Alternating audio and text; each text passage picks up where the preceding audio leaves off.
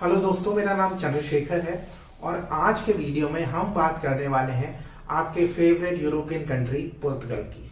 तो अगर आप पुर्तगाल में पढ़ने का प्लान बना रहे हैं तो आप इस वीडियो को ध्यान से देखना, क्योंकि मैं आपको बताने वाला हूं पुर्तगाल की यूनिवर्सिटीज के बारे में, फीस के बारे में, वीजा प्रोसेस के बारे में।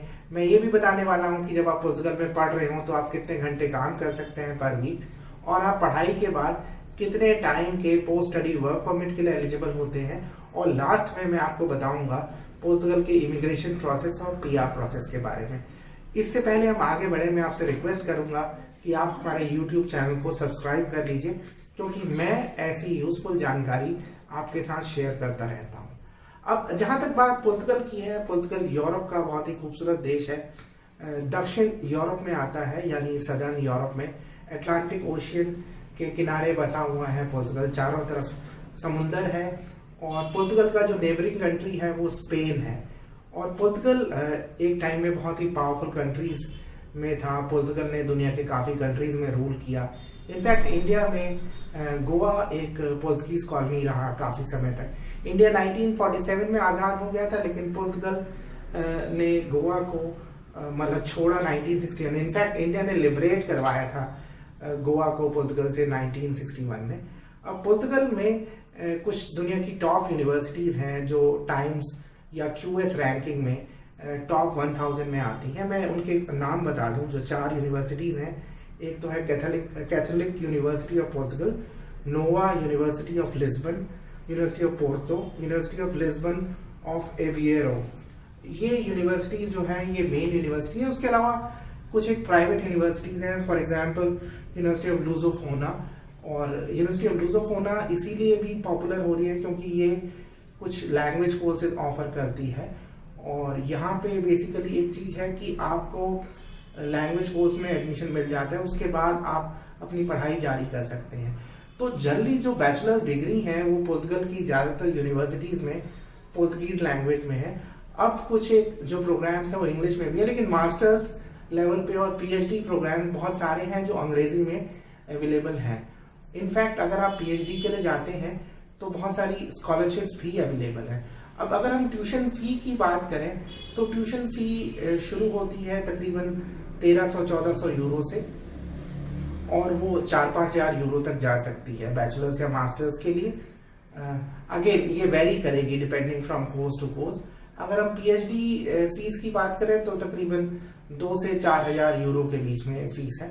अब लिविंग एक्सपेंसेस की बात करें तो डिपेंड करता है कि आप पुर्तगाल में कौन से शहर में रह रहे हैं। जो लिविंग कॉस्ट है वो वेरी कर सकती है 300-350 यूरो से लेके 500-600 यूरो तक। अगेन डिपेंड करता है कि आप किस तरीके से पैसे खर्च कर रहे हैं।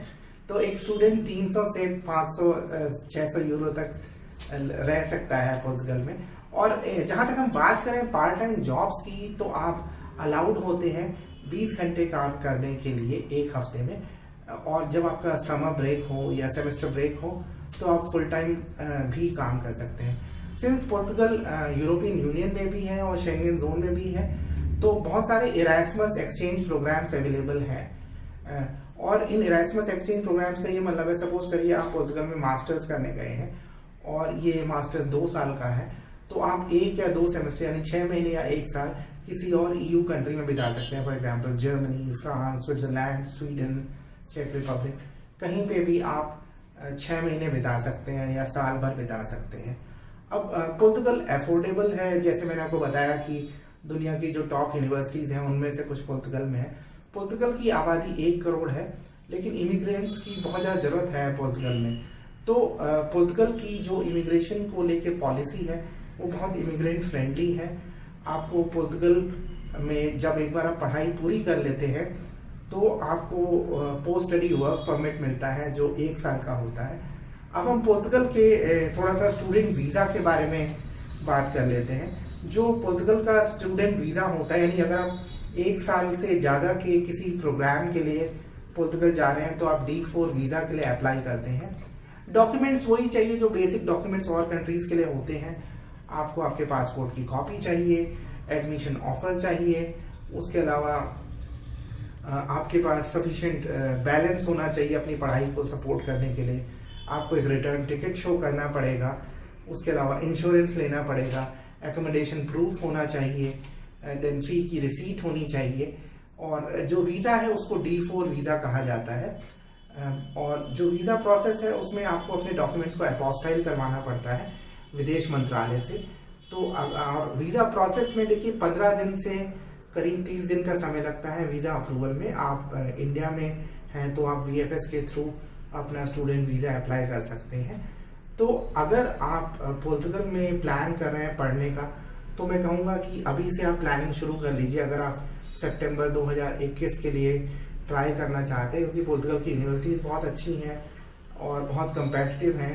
इंग्लिश में पढ़ाए जाने वाले प्रोग्राम्स कम हैं, तो आप जितनी पहले प्रिपरेशन कर लेंगे उतना ज़्यादा सक्सेस की संभावना होगी।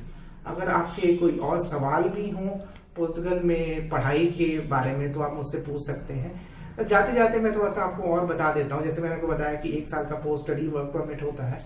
पुर्तगाल में PR के लिए आप 5 साल के बाद अप्लाई कर सकते हैं, और एक बार आपको PR मिल जाता है तो PR मिलने के 6 महीने के बाद आप पुर्तगीज नेशनैलिटी के लिए अप्लाई कर सकते हैं। नेशनैलिटी और पासपोर्ट के लिए आप अप्लाई कर सकते हैं।